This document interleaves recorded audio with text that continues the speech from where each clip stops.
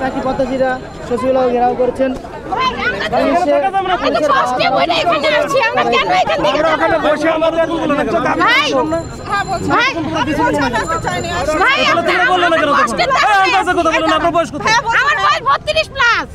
বত্রিশ বছর 2 মাস আমি কেন আবেদন করতে পারবো না? আমি কেন আবেদন করতে পারবো? আমাদের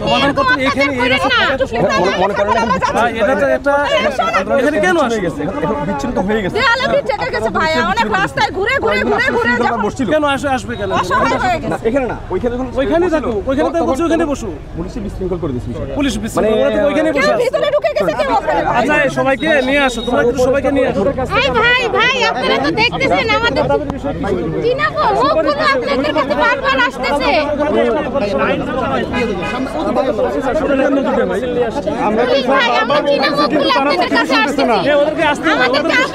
আমি করতেছি, ওদেরকে নিয়ে আসেন, আমি ব্যবস্থা করতেছি। কোথায় আপনি? ওই দিন আমাদের সচিবালয় নিয়ে বলতেছেন কি আশ্বাস দিছি আমরা 11 ডিসেম্বর যখন আসছিলেন।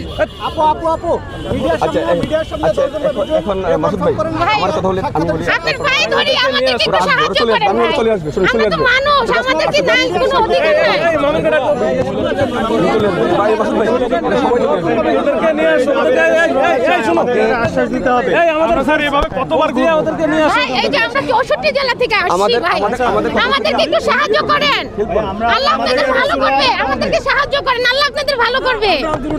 আমরা কষ্ট পাইতেছি, 47 এর আগে একটু আবেদনের সুযোগ দেন ভাই। স্যার প্লিজ একটু ব্যবস্থা করুন স্যার। এই যে দেখেন এই ছেলেটা কিভাবে আছে। আমরা কি সরকারের কাছে কি আমাদের কোনো অধিকার নাই? আমাদের কোনো কি অভিভাবক নাই? আমরা কেন বারবার এরকম হচ্ছি? আমরা তো আবেদনের সুযোগ চাইছি। আমরা তো 64 জেলা থেকে এই ছুটির মুহূর্তে আমরা আসছি। আমাদের কেন অভিভাবক নাই? আমরা তো আবেদন চাইছি, আবেদন করার সুযোগ চাইছি। আমরা তো চাকরি চাই না রে ভাই। মোহিত স্যার বলছে 35-37 নারীরা কত কষ্ট করে। আপনারা জানেন না, আপনাদের ঘরে মা বোন নাই। আমাদের পরিচিত মুখগুলো কি আপনারা বারবার দেখতেছেন? আমাদেরকে কি করতেছে বারবার? আমাদের দাবি বাস্তবায়ন না হওয়া পর্যন্ত আমরা রাজপথ ছেড়ে যাব না। আজকের মধ্যে আমরা